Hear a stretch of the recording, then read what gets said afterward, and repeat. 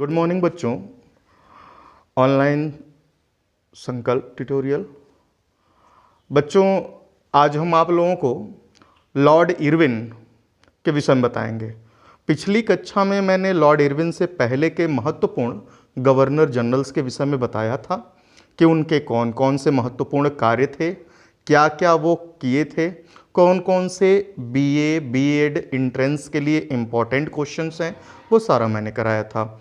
इसी प्रकार से अगले क्रम में लॉर्ड इरविन एक महत्वपूर्ण टॉपिक है। लॉर्ड इरविन का टाइम पीरियड बच्चों 1926 से लेकर 31 तक था। लॉर्ड इरविन के विषय में अगर बात किया जाए तो लॉर्ड इरविन के समय में कई महत्वपूर्ण कार्य हुए थे। कई महत्वपूर्ण कार्यों में जैसे मैं सबसे पहला कार्य आपको बता दूं, साइमन कमीशन। साइमन कमीशन का गठन हुआ था बच्चों। साइमन कमीशन क्या हुआ था? साइमन कमीशन का गठन हुआ था। किस कमीशन का? साइमन कमीशन का। और कब हुआ ये गठन? 1927 ईस्वी में, 1927 में। और कुल सदस्य जो थे, कुल मेंबर जो थे, कुल मेंबर 7 थे इसमें। और ये 7 मेंबर्स जो थे ब्रिटिशर्स थे, अंग्रेज सदस्य थे, सारे के सारे ब्रिटिशर्स थे। तो 1927 में साइमन कमीशन इस्टेब्लिश्ड हुआ। टोटल मेंबर इसमें 07 यानी मात्र 7 थे और 7 ब्रिटिश मेंबर थे, 7 अंग्रेज सदस्य थे। एक भी इंडियन मेंबर इसमें नहीं था बच्चों। और एक भी इंडियन मेंबर न होने के कारण इंडिया में इसका बहुत ज़्यादा विरोध हुआ। जगह जगह गो बैक साइमन के नारे लगे, जगह जगह इसका विरोध हुआ। साइमन कमीशन के इंडिया में आने का एक बड़ा कॉन्सेप्ट था। यह 1990 जो 1919 के मॉन्टेस्क्यू चेम्सफोर्ड सुधार अधिनियम, मॉन्टेस्क्यू चेम्सफोर्ड एक्ट जो पारित हुआ था 1990 में, 1919 में, उसी के रिफॉर्म्स का जांच करने के लिए आया था, उसके सुधारों के विषय में जांच करने के लिए आया था ये कमीशन। और सर जॉन साइमन के नेतृत्व में, लीडरशिप में ये कमीशन आया था। एक भी इंडियन मेंबर न होने के कारण इसका भारत में विरोध हुआ। इसको हर जगह बाइकॉट किया गया। ये पूछा जाता है कि किसके कारण विरोध हुआ और कुल कितने मेंबर थे, तो हमने ये बताया आपको। और इसका सबसे प्रबल विरोध लाहौर में हुआ। लाहौर में बच्चों लाला लाजपत राय, एक गरम दल यानी जो उग्रवादी दल था, जो उग्रवादी रिवोल्यूशनरीज के रूप में जाने जाते थे, टेररिस्ट जिन्हें अंग्रेज कहा करते थे, उसी गरम दल के एक मेंबर थे लाला लाजपत राय। लाला लाजपत राय जो थे वह क्या कर रहे थे? वह विरोध कर रहे थे। किसका? इसी साइमन कमीशन का। गो बैक साइमन के नारे लगा रहे थे। और अंग्रेजों ने लाहौर में मौका देखकर उनके ऊपर लाठी चार्ज करवा दिया। और लाठी चार्ज करवाने से बच्चों लाला लाजपत राय बहुत बुरी तरह घायल हो गए, इंजर्ड हो गए। और इंजर्ड हो जाने के कारण कुछ महीनों बाद उनकी डेथ हो जाती है। तो प्रश्न आता है एंट्रेंस में कि बताएं, जो लाला लाजपत राय थे वह किसका विरोध करते हुए, किसका बाइकॉट करते हुए इंजर्ड हुए और उनकी डेथ हो गई?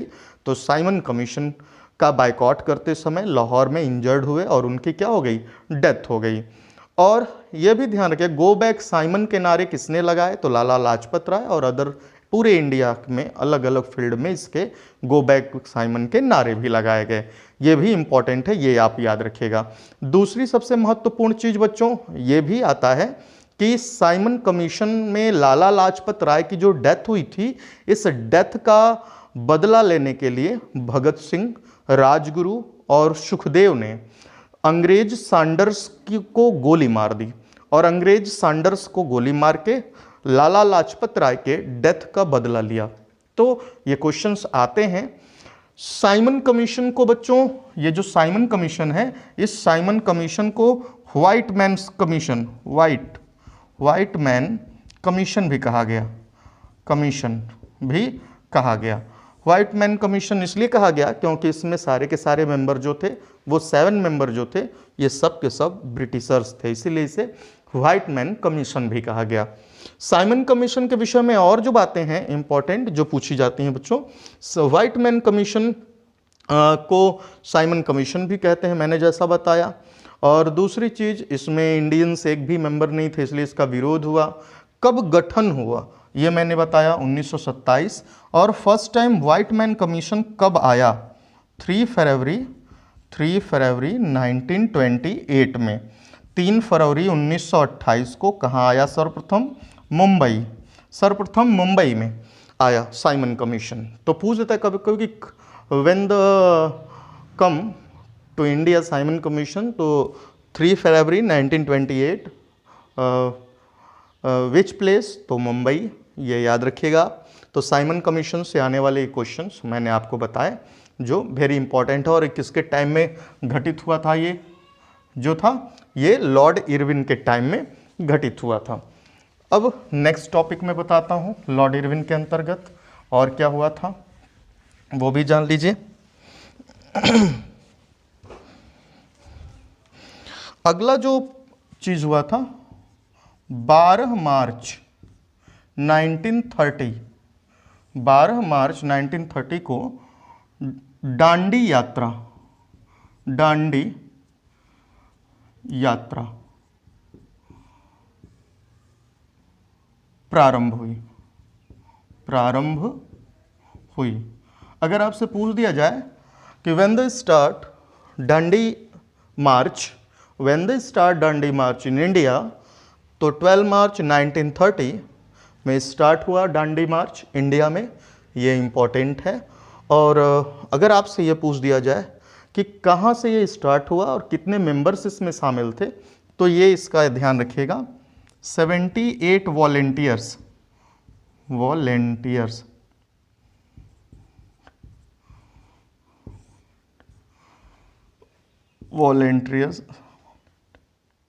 मतलब 78 लोगों के साथ महात्मा गांधी ने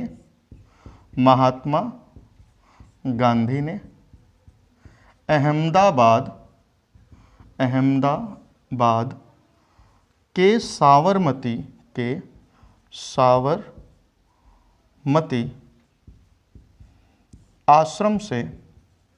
आश्रम से दांडी यात्रा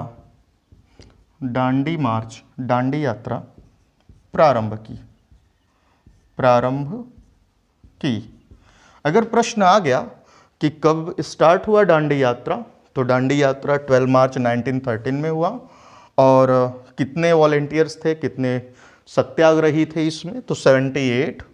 और कहाँ से स्टार्ट हुआ, तो ये अहमदाबाद के साबरमती आश्रम से शुरू हुआ था। और 6 अप्रैल 1930 को दांडी पहुंचकर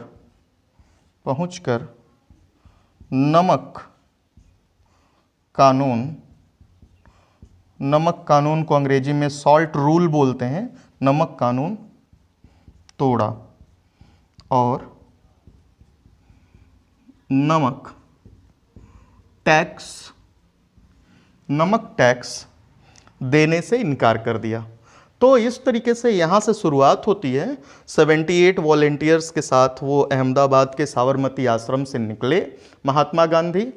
और 6 अप्रैल 1930 को गुजरात में, गुजरात एक स्टेट है आपका, गुजरात के दांडी नामक गांव में, दांडी ये समुद्र के, ओशियन के किनारे था, यहीं पे नमक बनती थी, नमक का टैक्स भी देना पड़ता था अंग्रेज़ों को, हम सबको। तो महात्मा गांधी ने कहा कि हम यहीं पे पहुंच के, लगभग 324 किलोमीटर लगभग दूरी थी, कुल 24 दिनों की यात्रा हुई।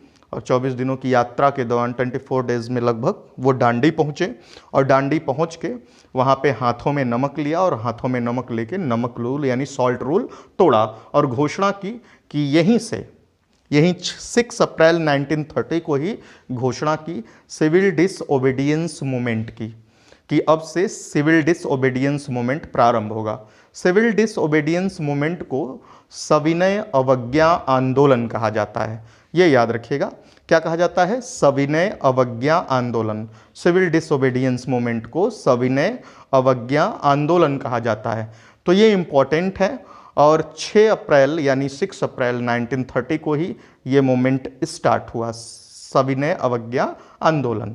इस आंदोलन में भी कई चीज़ें थी, जैसे नॉन कोऑपरेशन मूवमेंट यानी असहयोग आंदोलन में ये था कि जितने भी विदेशी क्लोथ्स हैं, फॉरेनर क्लोथ्स हैं, सबको रख के जला दिया जाए, तो वो सिविल डिसओबीडियंस मूवमेंट में भी रहा।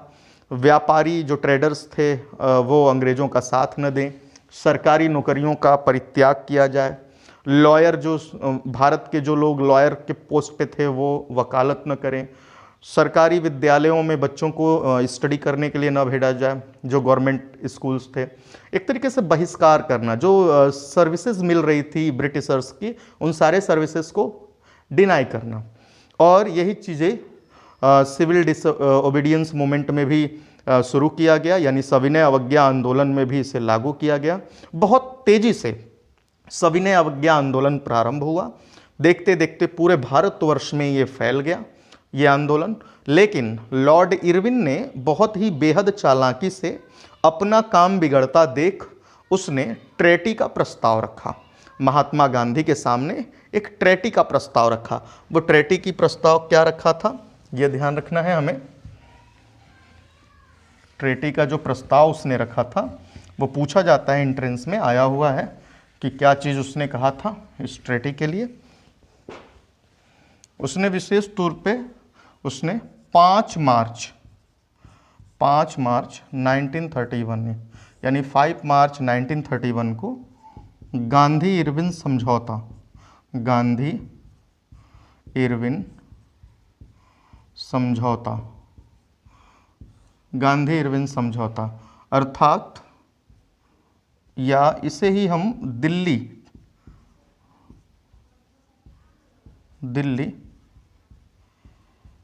समझौता भी कहते हैं, और इसे दिल्ली समझौता को ही हम गांधी इरविन पैक्ट भी कहते हैं, दिल्ली पैक्ट भी कहते हैं। ये समझौता जो हुआ था महात्मा गांधी और लॉर्ड इरविन के बीच हुआ। इसमें यही समझौता में हुआ, इस ट्रेटी में ये हुआ। लॉर्ड इरविन ने चाल चली कि आपके जितने भी पॉलिटिकल प्रिजनर्स हैं यानी बंदी हैं उनको छोड़ दिया जाएगा, आपके भारतीयों के ऊपर जो अत्याचार हो रहे हैं वो बंद कर दिए जाएंगे, आप स्ट्राइक मत करो, आप सेकेंड राउंड टेबल कॉन्फ्रेंस में कांग्रेस पार्टी की ओर से लंदन भाग पार्टिसिपेट करने जाओ, यानी कि द्वितीय गोलमेज सम्मेलन में कांग्रेस पार्टी की ओर से आप लंदन भाग लेने जाओ। यह भी इस ट्रेटी का एक महत्वपूर्ण पार्ट था। महात्मा गांधी ने स्थिति का अवलोकन करते हुए उन्होंने इस ट्रेटी को माना और भारत में सिविल डिसओबीडियंस मूवमेंट यानी सविनय अवज्ञा आंदोलन को उन्होंने क्या करा, यहीं पे समाप्त कर दिया।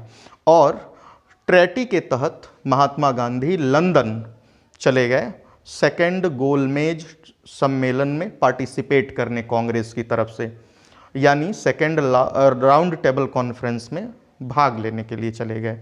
तो इस तरीके से इसी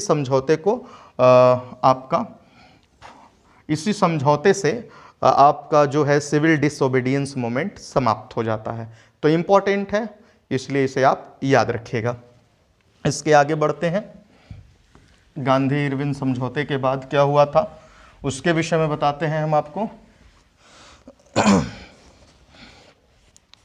इसके बाद जो टाइम पीरियड होता है, जैसे हमने आपको बताया कि अब आगे का जो कॉन्सेप्ट बनता है, हम आपको 3 गोलमेज सम्मेलन नाम आया है, 3 लॉर्ड इरविन को हम ही 3 गोलमेज सम्मेलन, 3 गोलमेज सम्मेलन का मतलब इसको अंग्रेजी में क्या बोलेंगे, 3 round table conference, 3 round table conference, ये याद रखिएगा। अब 3 गोलमेज सम्मेलन पहला कब हुआ, पहला हुआ था 12 नवंबर 1930 में। दूसरा जो हुआ, दूसरा 7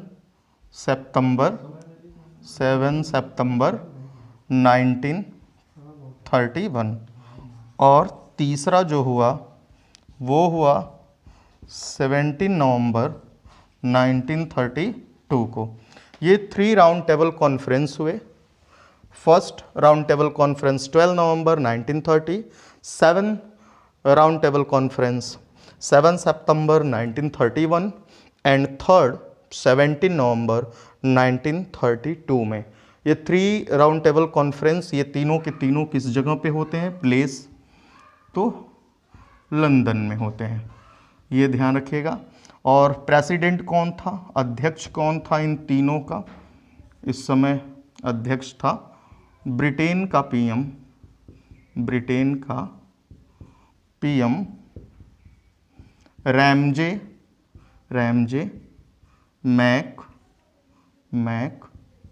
मैकडोनाल्ड।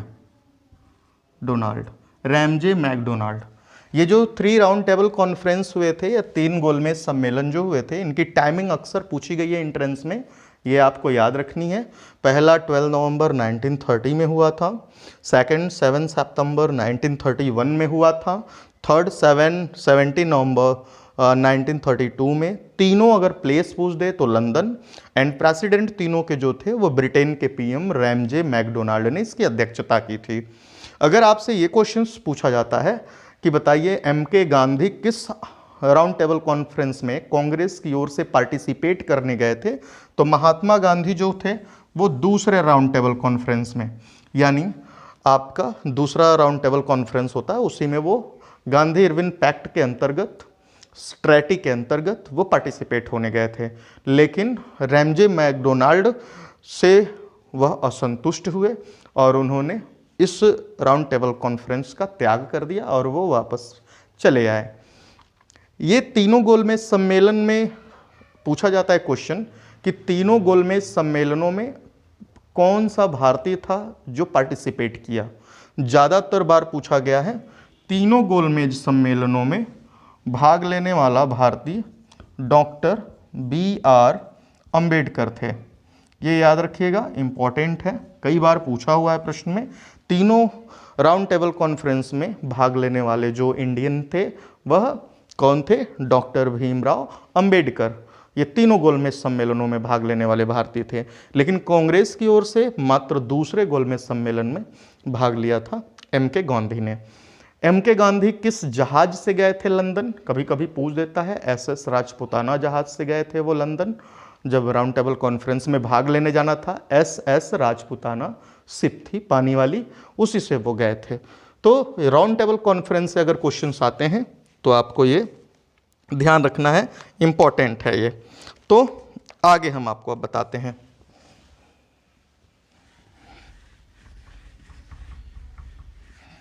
आगे अगला जो टॉपिक आपकी है यहाँ पे इम्पॉर्टेंट, वो अगली टॉपिक है एक अगला गवर्नर जनरल जिसका नाम है लॉर्ड वेलिंगटन। Lord Wellington.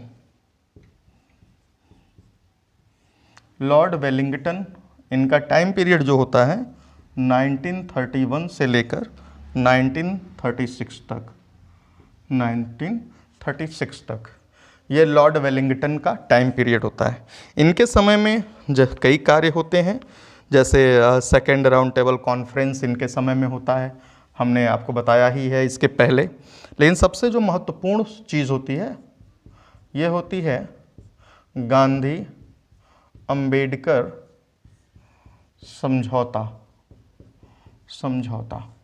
इसको या गांधी या इसको बोलते हैं पूना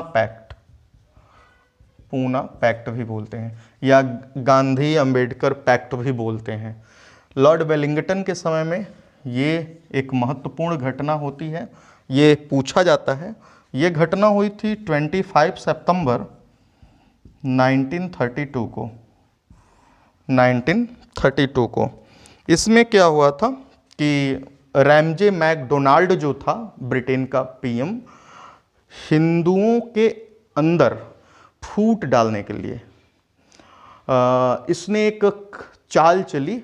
इसने फूट डालो राज करो की नीति अपनाने की कोशिश की। इसने कहा कि जिस प्रकार से मुस्लिम वर्ग के लिए, मुस्लिम रिलीजन के लिए अलग से इलेक्शन की व्यवस्था है, अलग से निर्वाचन की व्यवस्था है, उसी तरीके से शेड्यूल कास्ट के लिए यानी दलित वर्ग के लिए भी अलग से निर्वाचन की व्यवस्था होगी, क्योंकि शेड्यूल बहुत नीचे दबा हुआ है। शेड्यूल कास्ट के लोगों को भारतीय समाज में बहुत मान्यता नहीं मिली है, बहुत ज़्यादा उनको अधिकार नहीं प्राप्त हैं, उनको हीनता के भाव से देखा जाता है। तो दलितों के यानी शेड्यूल कास्ट के पुनरुत्थान के लिए मैं दलितों के लिए अलग से चुनाव करवाऊंगा, इलेक्शन कराऊंगा, उनके लिए अलग से सारी चीज़ें होंगी। इसी बात का एम.के. गांधी ने विरोध किया। एम.के. गांधी का कहना था कि ये हिंदू और हिंदुओं के बीच फूट डालने की नीति है। अभी इन्होंने हिंदू और मुसलमानों के बीच झगड़ा करवाया अलगाव करके, फिर हिंदू और शेड्यूल कास्ट के बीच में झगड़ा करवाएंगे, फिर सिखों को अलग करेंगे। ये गलत है इनकी पॉलिसीज़, और मैं इस पॉलिसी का विरोध करता हूँ। इसलिए एम.के. गांधी को ने आमरण अनशन कर लिया था। पूना के यरवदा जेल में उन्होंने आमरण अनशन कर लिया और बिना खाना पीना छोड़ दिया। बाद में अंबेडकर जी को कांग्रेसी लीडर्स ने समझाया कि आप गांधी और अंबेडकर जी दोनों लोगों के कॉन्सेप्ट एक ही हैं। आप अंबेडकर जी जो हैं रैमजे मैकडोनाल्ड की बातों को ले रहे थे अधिकता से, तो वो सारे कांग्रेसी लीडर जो थे उनको समझाए कि भाई आप गांधी जी की भी बात समझिए। गांधी जी भी कह रहे हैं दलितों के उत्थान के लिए, शेड्यूल कास्ट के को उठाने के लिए कह रहे हैं, लेकिन तरीका थोड़ा बदला हुआ है। उनको रिजर्वेशन देने की बात कर रहे हैं, यानी उनकी सीटों की संख्या बढ़ाना चाहते हैं। तो इस बात पर, इस मुद्दे पर जाके अंबेडकर और गांधी जी के बीच एक ट्रेटी हुई, एक समझौता हुआ, जिसे पूना पैक्ट कहा गया। और इस तरीके से रैमजे मैकडोनाल्ड के कम्युनल अवार्ड यानी सांप्रदायिक पंचांग की जो घोषणा थी वो रद्द कर दी गई। और पूना पैक्ट पूना में हुआ था, महाराष्ट्र के पूना में ये समझौता हुआ था, इसीलिए इसे पूना पैक्ट के नाम से जाना जाता है। ये समझौता मान्यता प्राप्त हुई। तो आपको यह ध्यान रखना है, गांधी अंबेडकर समझौता हो या पूना समझौता हो, 25 सितंबर को 1932 को अंबेडकर और गांधी जी तो आए नहीं इस पैक्ट पे सिग्नेचर करने। गांधी जी की तरफ से पंडित मदन मोहन मालवीय जी थे, वो थे, उन्होंने आके इस समझौते को देखा और इस समझौते पे हस्ताक्षर किए, और एक तरफ अंबेडकर जी के हस्ताक्षर हुए, और इस तरीके से ये पैक्ट जाके संपादित हुआ। तो ये एक इम्पॉर्टेंट पैक्ट था, ये हमें ध्यान देना होगा। एक इसी समय में कैम्ब्रिज विश्वविद्यालय के एक स्टूडेंट थे चौधरी रहमत अली, जिन्होंने सबसे पहली बार पाकिस्तान शब्द का प्रयोग किया था। पेपर में कभी कभी आ जाता है कि फर्स्ट टाइम पाकिस्तान शब्द का प्रयोग करने वाला, फर्स्ट टाइम यूज करने वाला कौन था, तो कैम्ब्रिज यूनिवर्सिटी के एक स्टूडेंट थे जिनका नाम था चौधरी रहमत अली। उन्होंने ही फर्स्ट टाइम पाकिस्तान शब्द का यूज किया था, पाकिस्तान शब्द का प्रयोग किया था 1933 में। तो यह भी आप ध्यान रखिएगा, अगर पूछ ही दिया, कभी कभी क्वेश्चंस में आए हुए हैं, अगर ऐसा कुछ आता है तो आपको ये चीज़ ध्यान रखनी है।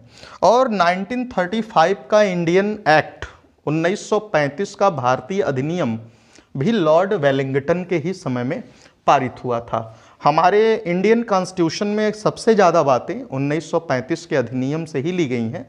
तो ये अधिनियम भी 1935 का इंडियन एक्ट भी वेलिंगटन के समय में ही पारित हुआ था। यह भी इम्पॉर्टेंट है, आप इसको याद रखिएगा।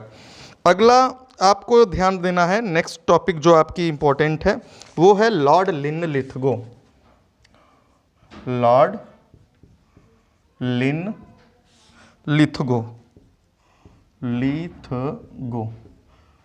लॉर्ड लिनलिथगो, ये अगली टॉपिक है। और इनका टाइम पीरियड जो था 1936 से लेकर 1944 तक था। इनके समय में कई महत्वपूर्ण काम हुए। जैसे सबसे पहला काम हुआ 1 सितंबर 1939 को फर्स्ट वर्ल्ड वार प्रारंभ हुआ, प्रथम विश्व युद्ध प्रारंभ हुआ? हमें यह ध्यान देना होगा। प्रथम विश्व युद्ध कब प्रारंभ हुआ? तो 1 सितंबर 1939 को। ये प्रथम विश्व युद्ध नहीं बच्चों, ये सीधे सीधे आपको हम बता दें, ये प्रथम विश्व युद्ध नहीं है, ये द्वितीय विश्व युद्ध है। सेकंड, इसको मेंशन कर लीजिएगा, प्रथम विश्व युद्ध नहीं, 1 सितंबर 1939 को ये सेकंड वर्ल्ड वार स्टार्ट हुआ था लॉर्ड लिनलिथगो के समय में। तो दो तरीके के क्वेश्चन आते हैं कि सेकंड वर्ल्ड वार किसके टाइम में स्टार्ट हुआ? तो लॉर्ड लिनलिथगो के समय में। और when the start first second world war, तो 1 सितंबर यानी 1 सितंबर 1939 को स्टार्ट हुआ, जब जर्मनी देश ने पोलैंड के ऊपर आक्रमण किया था। यही इसका करंट रीजन था, जर्मनी का पोलैंड के ऊपर आक्रमण करना। यहीं से सेकेंड वर्ल्ड वार स्टार्ट होता है लिनलिथगो के समय में। और एक चीज़ होती है यहाँ पर, अप्रैल 1939 में कांग्रेस पार्टी के एक बड़े लीडर जिनका नाम था सुभाष चंद्र बोस, उन्होंने महात्मा गांधी के अनुयायी पट्टाभी सीतारमैया से मतभेद हो जाने के कारण कांग्रेस पार्टी की अध्यक्षता पद से इस्तीफा दे दिया।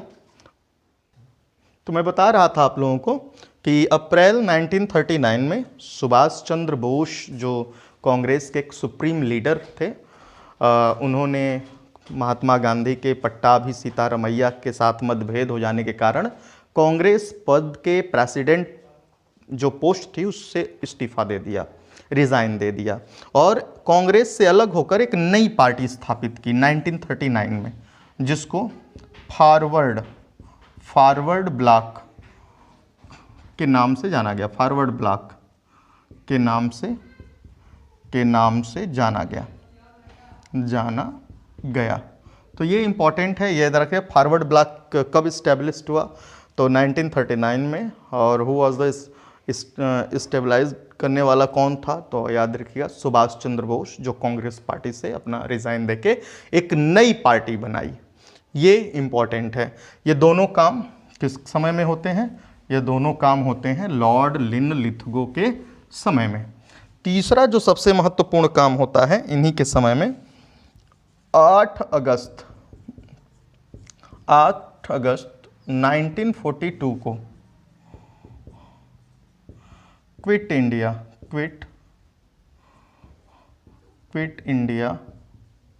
मूवमेंट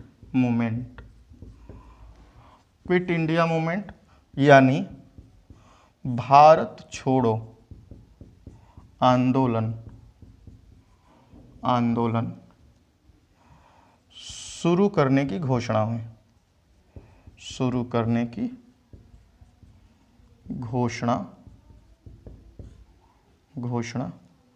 मुंबई के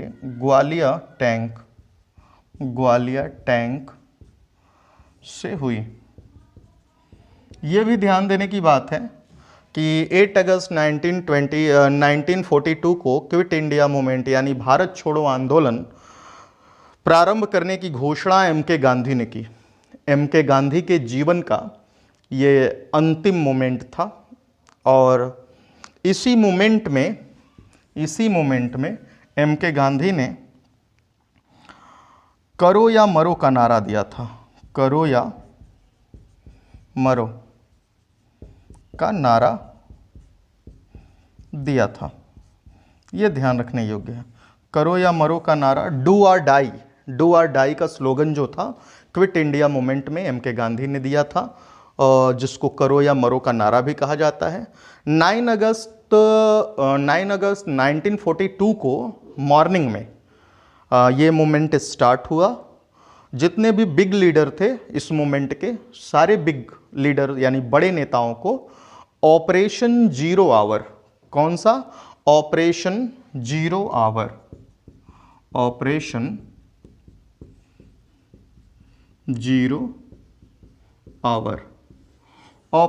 जीरो आवर चलाकर अरेस्ट कर लिया गया और अलग अलग स्थानों पर हाउस अरेस्ट किया गया। नज़रबंद कर दिया गया। जैसे MK गांधी, उनकी वाइफ कस्तूरबा गांधी और सरोजनी नायडू, इसी तरीके से अदर इन लोगों को पूना के आगा खां महल में फोर्ट में नज़रबंद कर दिया गया, हाउस अरेस्ट कर दिया गया। पंडित जवाहरलाल नेहरू, वल्लभ भाई पटेल, इन लोगों को दूसरे प्लेसेस पे अरेस्ट कर दिया गया। तो जगह जगह पे ऑपरेशन 0 आवर के अंतर्गत अंग्रेजों ने बड़े लीडर्स को अरेस्ट कर दिया, हाउस अरेस्ट। अब ये आंदोलन नेतृत्व विहीन होने लगा। विदाउट लीडरशिप का कोई भी मूवमेंट बहुत ज़्यादा सक्सेस नहीं हो सकता। लेकिन इन लोगों के अरेस्ट होने के बाद कई ऐसे लोकल लीडर्स थे जिन्होंने इस मूवमेंट को बहुत तेज़ी से आगे बढ़ाया।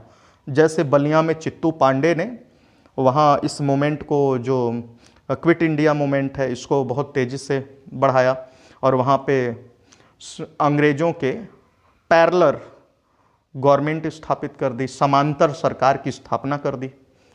इसी तरीके से कह लें सतारा में समांतर सरकार की पैरेलल गवर्नमेंट की स्थापना हो गई। मिदनापुर जो था वेस्ट बंगाल का, वहाँ पर पैरेलल गवर्नमेंट स्थापित हो गया। कुछ और भी थे रिवोल्यूशनरीज, जैसे आपके राम मनोहर लोहिया, जयप्रकाश नारायण, ये लोग, उषा मेहता, ये लोग जो थे, ये लोग अंडरग्राउंड होके इस मूवमेंट को हवा दे रहे थे, चला रहे थे तेज़ी से। और उषा मेहता इसमें कांग्रेस रेडियो का संचालन गुप्त रूप से करती थी इस मूवमेंट में। तो ये सारे लोग इस मूवमेंट को सक्रिय रखे। मूवमेंट पूरा खींचता चला गया। अंततः अंग्रेज़ों ने इस मूवमेंट को दबा दिया, लेकिन इस मूवमेंट का लंबा प्रभाव अंग्रेज़ों के ऊपर पड़ा और अंततः अंग्रेज़ों को आगे प्लान करना पड़ा कि अब देश में रहना, भारत पे कब्जा करके रहना बड़ा मुश्किल काम है।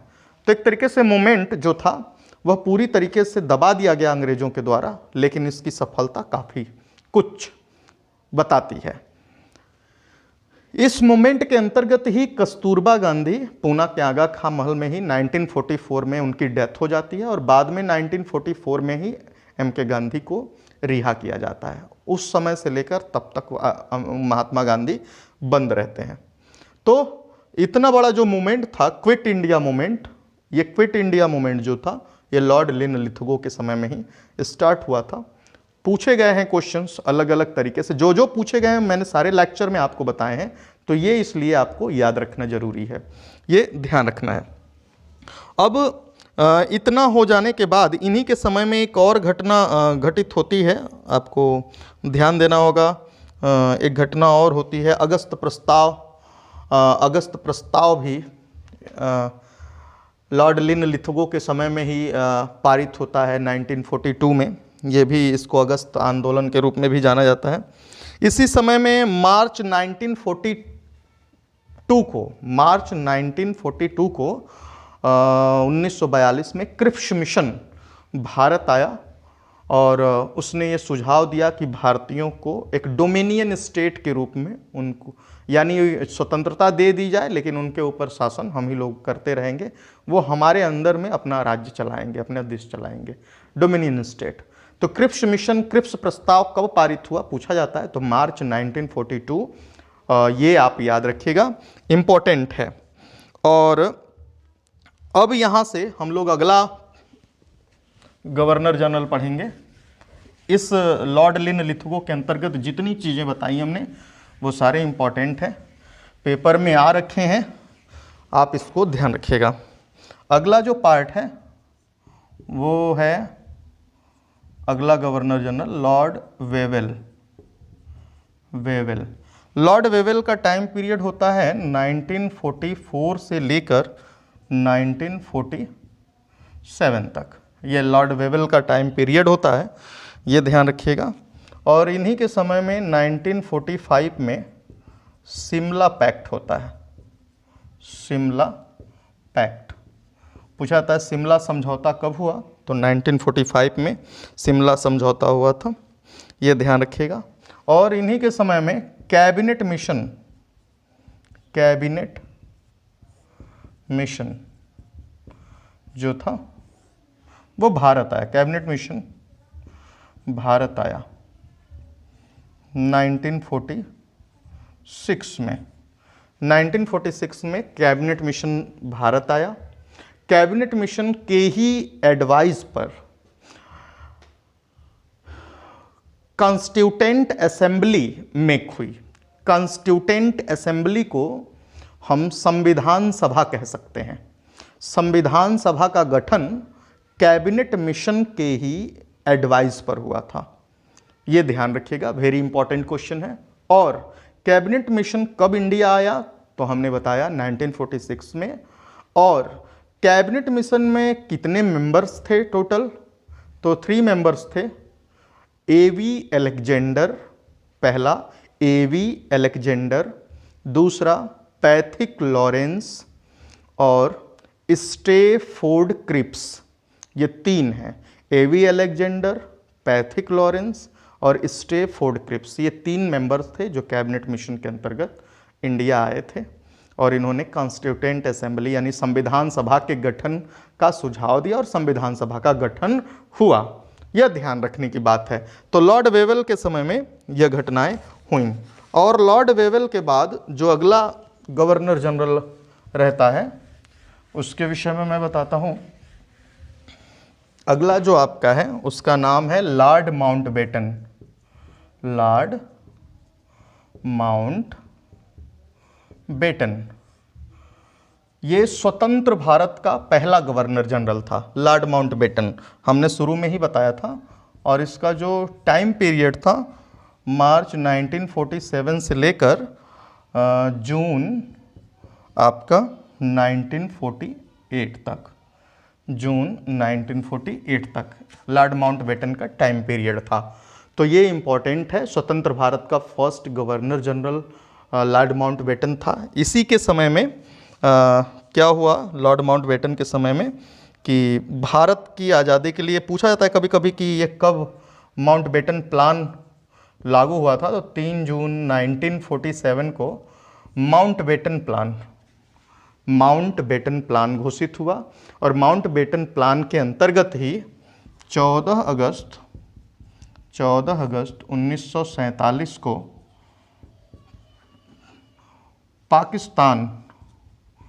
पाकिस्तान एक अलग देश बना, एक अलग देश बना, ये ध्यान रखिएगा। और इसके पाकिस्तान देश के पहले गवर्नर जनरल मोहम्मद अली जिन्ना हुए, ये याद रखिएगा। और पहले प्रधानमंत्री लिकायत अली थे। तो इस तरीके से अगर देखा जाए पाकिस्तान देश के विषय में, अब जब 14 अगस्त को पाकिस्तान फ्री हो गया, अलग देश बन गया, तो 15 अगस्त 1947 को भारत को स्वतंत्र मान लिया गया। इंडिया स्वतंत्र हो गया, फ्री हो गया, भारत स्वतंत्र हुआ।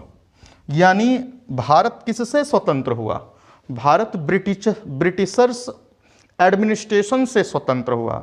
यानी ब्रिटेन के शासन से अब आज़ाद हो गया। अब भारत अंग्रेजों से आज़ाद हुआ, न कि फ्रांसीसियों से, न कि पुर्तगालियों से। क्योंकि फ्रांसीसियों ने कई क्षेत्रों को 1944 में आज़ाद किया, 1954 में, और पुर्तगालियों ने और भी बाद में जाके 1961 में आज़ाद किया। जैसे दमन दीव, गोवा, ये सबसे अंत में आज़ाद होने वाले भारत के पार्ट थे, जिनको पुर्तगालियों ने सबसे लास्ट में आज़ाद किया। तो हम अंग्रेज़ों से स्वतंत्र हुए थे 15 अगस्त यानी 15 अगस्त 1947 को। और इसी 15 अगस्त को हम लोग क्या मनाते हैं, हम लोग 15 अगस्त को स्वतंत्रता दिवस के रूप में इसे सेलिब्रेट करते हैं, रिपब्लिक, ये आपको हम कह दे सकते हैं। तो सीधे सीधे तौर पर हम 15 अगस्त को स्वतंत्रता दिवस के रूप में मनाना प्रारंभ किए। और ये सारी घटनाएं कब हुई, लॉर्ड माउंटबेटन के समय में हुई। यानी देश का विभाजन जो हुआ वो लॉर्ड माउंटबेटन के ही समय में हुआ। अब एक लास्ट इनके बाद है और अंतिम भारत के गवर्नर जनरल के विषय में मैं बताने जा रहा हूँ। भारत का अंतिम गवर्नर जनरल, स्वतंत्र भारत का अंतिम और पहला भारतीय गवर्नर जनरल, इनका नाम है चक्रवर्ती राजगोपालाचारी। राजगोपालाचारी।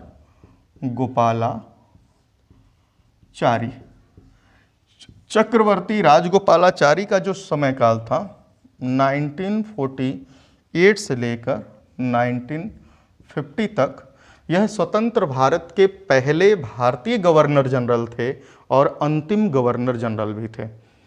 तो ये ध्यान रखिएगा। और इनके समय में जो चीज़ें हुई, इनके समय में पूरी तरीके से अगर कह लें तो हमारा देश आगे चल के जो रिपब्लिक बना है इन्हीं के समय में हुआ। हमारे देश का कॉन्स्टिट्यूशन जो बन के तैयार हुआ और लागू हुआ वो भी इन्हीं के समय में हुआ।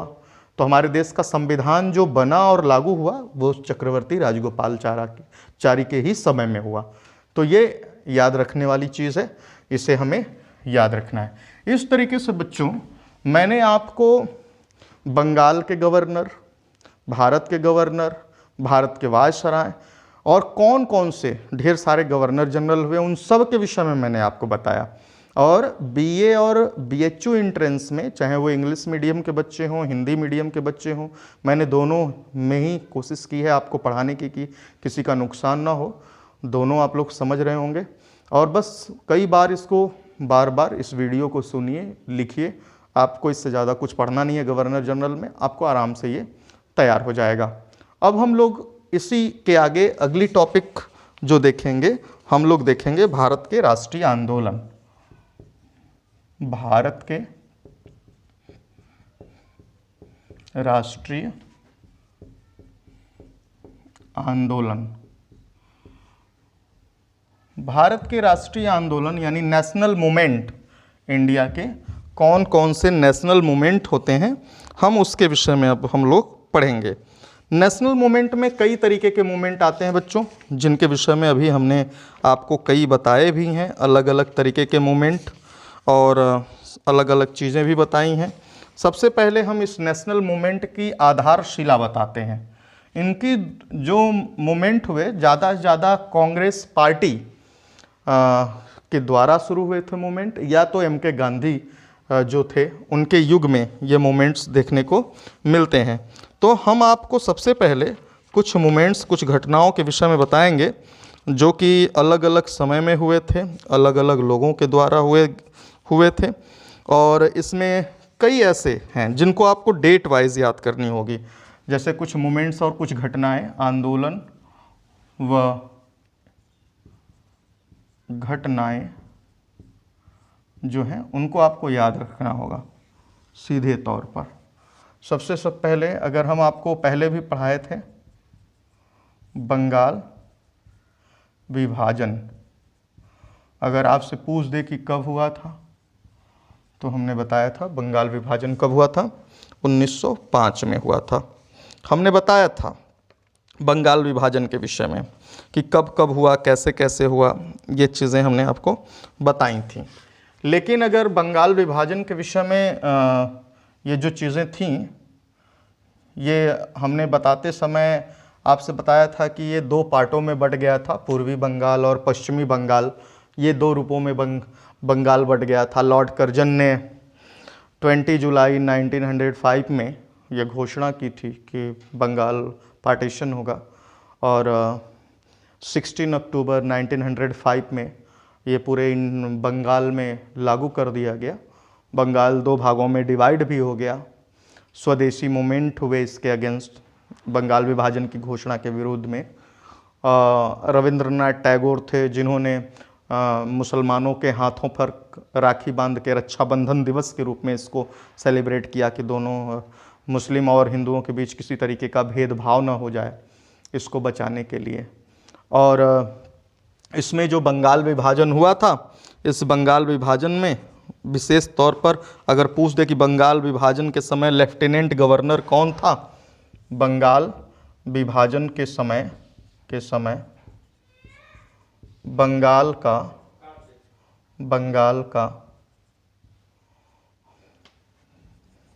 लेफ्टिनेंट गवर्नर कौन था अगर पूछ देता है तो एंड्रूज फ्रेजर थे। एंड्रूज फ्रेजर थे। ये पूछा जाता है कभी कभी कि बंगाल विभाजन के समय बंगाल का लेफ्टिनेंट गवर्नर कौन था, तो एंड्रोज फ्रेजर थे। ये इम्पोर्टेंट है, ये आप याद रखिएगा। और कभी कभी पूछ देता है कि बताइए ये जो आपका बंगाल जो बटा था, इसमें पूर्वी बंगाल जो था, पूर्वी बंगाल का कौन गवर्नर बना था? तो पूर्वी बंगाल का जो गवर्नर था, सीधे सीधे जान लीजिएगा, ब्लूमफील्ड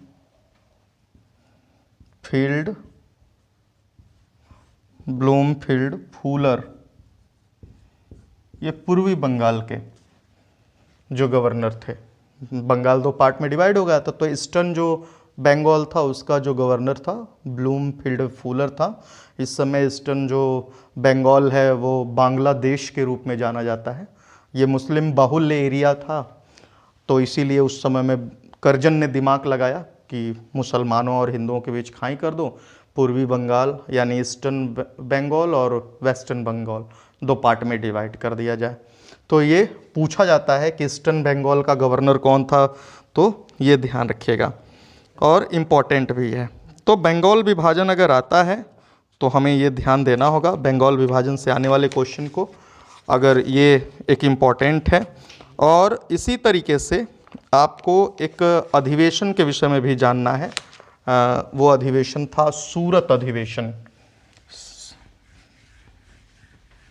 सूरत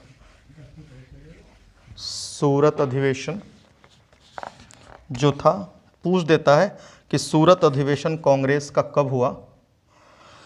तो कांग्रेस का सूरत अधिवेशन,